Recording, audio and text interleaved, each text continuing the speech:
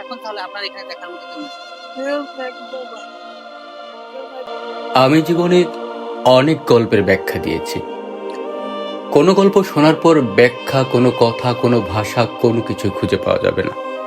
যে গল্পের ভিড়ে প্রতিটা মুহূর্তে লুকিয়ে আছে সমুদ্রের মতো বিশাল গল্প।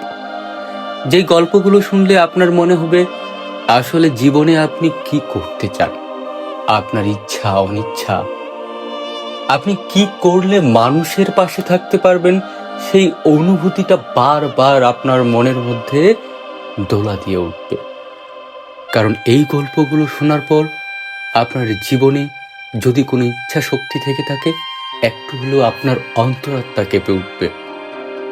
সত্যি গল্পটা শোনার পর একটা অন্যরকম অনুভূতি লাগতেছিল। কি কষ্ট আর কষ্ট।